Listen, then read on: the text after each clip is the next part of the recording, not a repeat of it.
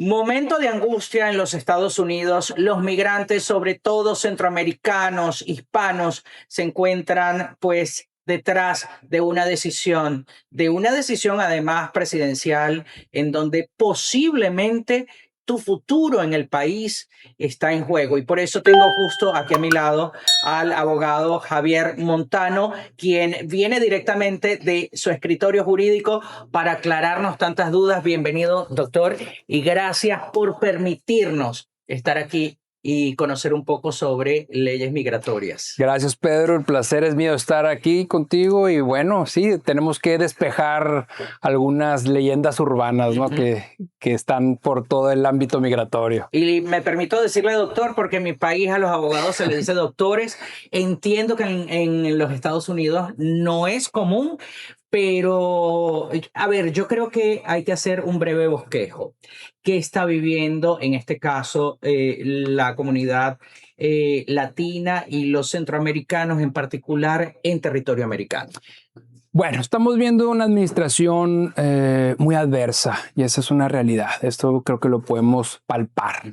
Y yo creo que no específicamente a Centroamérica, sino todos los países latinoamericanos, creo que estamos sintiendo este sentimiento de una administración no muy amigable al tema migratorio, sobre todo en cuestiones humanitarias, sobre todo en cuestiones de corte de migración y algunos beneficios migratorios para algunas comunidades. Por ejemplo, estamos hablando de Cuba, Venezuela, que lamentablemente en este momento tienen pausados los beneficios migratorios en general. Entonces, estamos en una situación bastante difícil. Sí, cuando en este caso incluso tenemos la posibilidad de introducir algún instrumento que nos lleve a un proceso legal.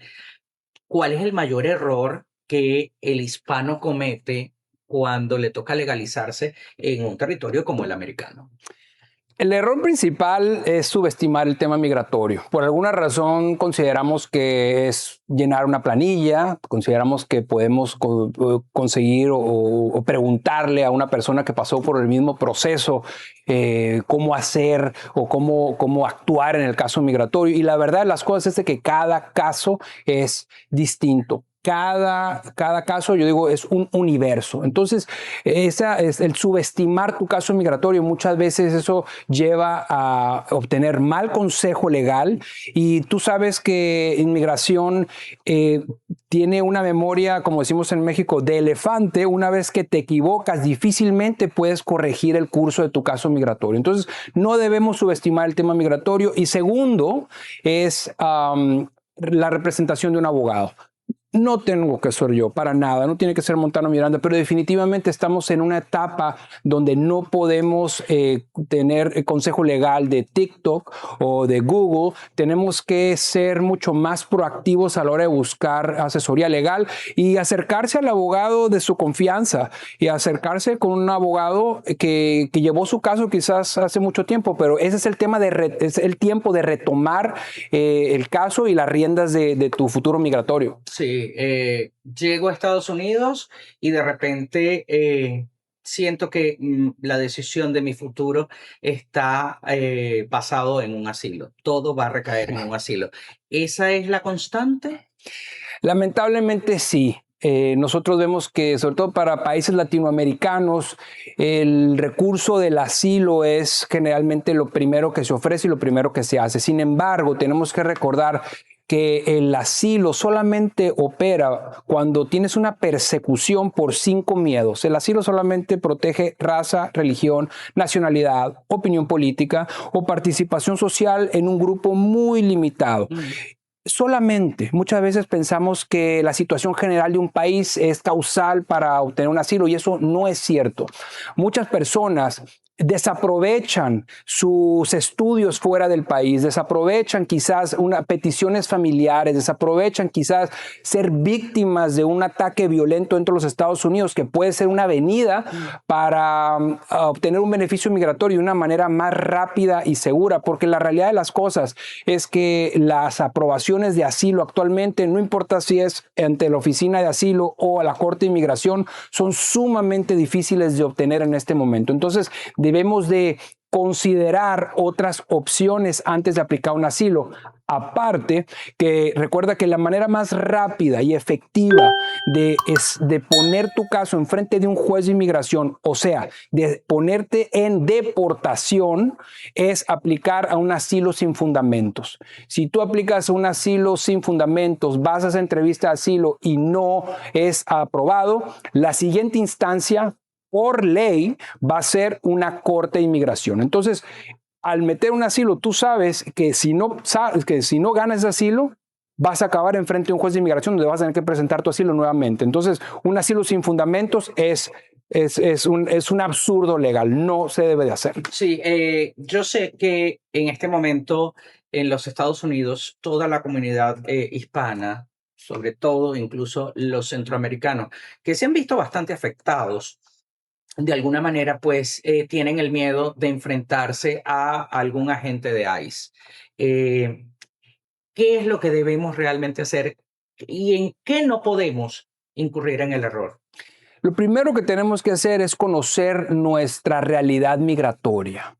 Hay personas que lamentablemente tienen mucho tiempo en los Estados Unidos y han dejado sus casos sin revisar. La ley de inmigración es algo mercurial, cambia a veces todos los días.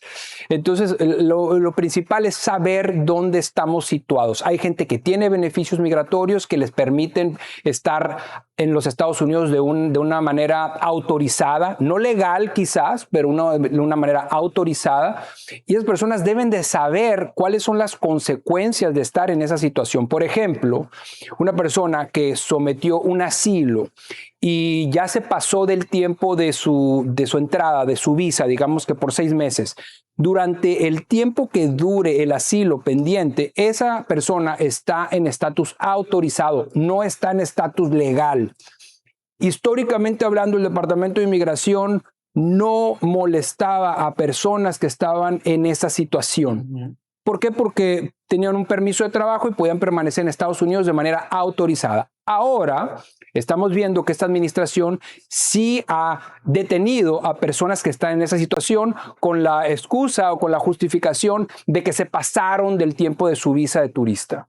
Entonces, lo primero que tenemos que saber es situarnos dónde estamos. Okay. Segundo es si ICE va a tu casa, toca la puerta y no tienen una orden de entrada firmada por un juez, no les tienes que abrir la puerta. No es necesario abrirles la puerta. Ni contestar incluso de cuál es el país de origen. Nada. Si ICE toca la puerta de tu casa y tú estás adentro y lo que debes de hacer es pedir una copia de la orden firmada por un juez, no por ICE, no por ellos mismos, por un juez, que la pasen por una ventana o por debajo de la puerta, revisarla y si está correcta, le tienes que abrir la puerta. Claro. Pero si no, que es la gran mayoría de las veces, no tienes que abrir esa puerta. Pero eso es distinto cuando tú estás en la calle. En la calle, lamentablemente, ICE tiene mucho más discreción de pedir documentación. Y ahí es donde uno, dependiendo del caso, debe de hablar, contestar o quedarse callado. Cada caso es distinto. Sí, lo estaba analizando y decía cuán poderoso puede ser el poder de la palabra, pero también el poder, la fuerza que puede ejercer un equipo como ICE. Sin embargo, le hago la pregunta porque sé que en este momento muchos de los hispanos dicen, bueno, yo no he cometido algún delito que yo sepa y sin embargo, según las declaraciones de Kristi Noem, ahora digamos, la captura masiva va a ser dirigida precisamente a esas personas que hayan cometido delitos. La gran pregunta, si me detienen porque en algún momento tuve problemas con la ley, ¿es factible que sea deportado a mi país o que sea deportado a otros países? Depende del caso, pero muchas veces tú puedes pedir una salida voluntaria y cuando tú calificas una salida voluntaria, tú puedes elegir al país donde tú te vas a dirigir no tiene que ser tu país. Pero hay gente que por ese tipo de récord criminal, lamentablemente no califica una salida voluntaria. Por eso es que es muy importante asesorarse antes de una detención, saber dónde están parados, porque lamentablemente yo como abogado muchas veces tengo que decirle a las personas, si te detienen, firma. Vete, no hay un beneficio migratorio que podamos utilizar en este momento. No gastes en abogado, no pierdas tu tiempo. Pero hay otras veces que sí debes de pelear tu caso, que quizás vas a estar detenido por un tiempo, pero tienes la posibilidad de que eventualmente, después de esa detención, salgas con una residencia. Entonces, la preparación, la estrategia es sumamente importante antes de que pase el problema. Entré por la frontera y no sé si tengo la posibilidad de poder someter algún tipo de instrumento migratorio que me permita quedarme legal en los Estados Unidos. Sí, hay personas que entraron ilegalmente que califican a beneficios migratorios. Por ejemplo, una persona que ha pasado más de 10 años en los Estados Unidos, entró ilegalmente y tiene familia directa, estoy hablando de hijos, cónyuge o padres, ciudadanos o residentes que sufrirían un daño extremo si esas personas, extremo e inusualmente excepcional es el término. Y si yo puedo demostrar eso en frente de un juez de inmigración, esas personas pueden obtener una residencia delante de un juez de inmigración. O quizás esas personas tienen hijos que están en las Fuerzas Armadas de los Estados Unidos. Esas personas, aunque ahora es más difícil con esta administración, pueden solicitar lo que se llama un parol por la participación de su hijo en las fuerzas militares, y con ese parol pueden aplicar a la residencia. O sea, hay estrategias que muchas veces tú puedes utilizar independiente de tu entrada legal a los Estados Unidos. Y el otro beneficio del cual se habla muy poco es cuando tú eres víctima de un ataque violento dentro de los Estados Unidos, y eso en muchas ocasiones puede llevarte a una residencia por medio de un beneficio que se llama la visa U, que es específicamente para víctimas de ataques violentos, donde la persona está cooperando con el órgano investigador, y eso no solamente te da un beneficio para permanecer inicialmente en los Estados Unidos, sino que después puedes aplicar la residencia. Pero estas alternativas es algo que debes de conocer y buscar, y no solamente con un abogado, con varios abogados, porque muchas veces un abogado solamente hace un tipo de derecho migratorio, business immigration, pero quizás otro abogado conoce más de este tipo de casos. Pero es importante ser proactivos y buscarlo, y cuando no existe, lamentablemente resignarse, y al menos ya sabes que no tienes un beneficio migratorio en este momento y que quizás eventualmente llegue. Pero digo esto porque mucha gente que es detenida en ese momento corre a buscar un abogado, y lamentablemente el abogado no puede hacer nada. Ya gastaste un abogado, quizás estuviste detenido por meses con esa esperanza de que quizás había un beneficio migratorio que podía aplicar, y te quedaste con menos dinero y perdiste 2 o 3 meses en detención. Me queda poco tiempo, doctor, pero quiero pues indagar un poco en una inquietud, porque hay un stop evidentemente en las decisiones finales de cada caso, en donde residencias, ciudadanías y todos los que de alguna manera estaban en un proceso transitorio como una petición de asilo se encuentran pues metidos en un mismo saco, y de alguna manera se ha visto que posiblemente la solución es contraer nupcias con alguien. ¿Qué debo hacer realmente si en este momento todo está paralizado? Bueno, la detención de estos beneficios migratorios específicamente está hablando de 19 países en los cuales entra Cuba y Venezuela, y es un paro total de todos los beneficios migratorios. No significa que no puedas aplicar, solamente significa que no van a adjudicar el caso en este momento. Lo que sí está paralizado para cualquier país, independientemente de cuándo entraste a los Estados Unidos, son las solicitudes de asilo. No significa que no vas a tener tu entrevista de asilo, no significa que no puedas aplicar, pero no van a adjudicar el caso hasta que haya una revisión más profunda. Y esto ocurrió en base al ataque a las personas en Washington hace diciembre, a finales de noviembre. Y fue un memorándum en diciembre 2. Pero esta parálisis no ataca a todas las nacionalidades, pero específicamente con el tema de matrimonio, es sumamente importante que las personas que estén considerando obtener un beneficio migratorio por medio de su cónyuge ciudadano americano, que lo hagan de buena fe. El fraude migratorio es uno de las ofensas más fuertes que existe en el mundo migratorio.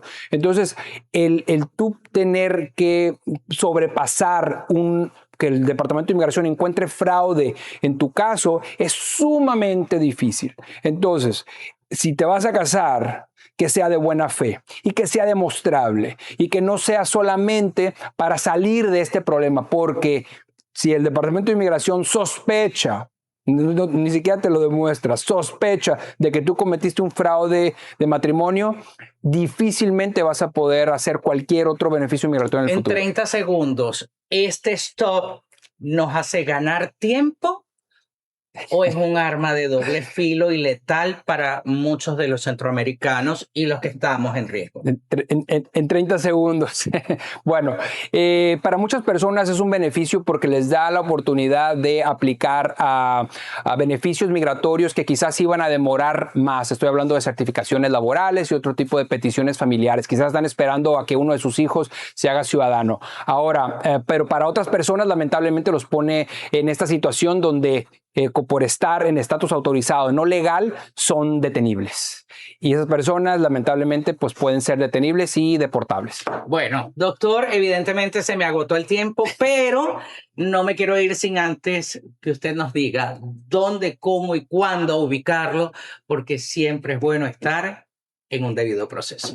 Muchas gracias. Bueno, estamos en las redes bajo Montano Miranda Law y bueno, la oficina principal la tenemos en Miami, en 2100 Coral Way, 703, Miami, Florida 33145, pero me pueden encontrar en las redes bajo Montano Miranda Law y también pues bueno, por el teléfono 786-448-0951 y la verdad me dio muchísimo gusto haber estado aquí y bueno, estos son esos temas que como la religión no tiene fin, pero te agradezco mucho el espacio. Por Dios, para mí ha sido una conversa, una plática muy placentera. Ustedes se van a quedar siempre reconectándose con la buena información y, por supuesto, en sintonía de CB24. Gracias, doctor. Gracias.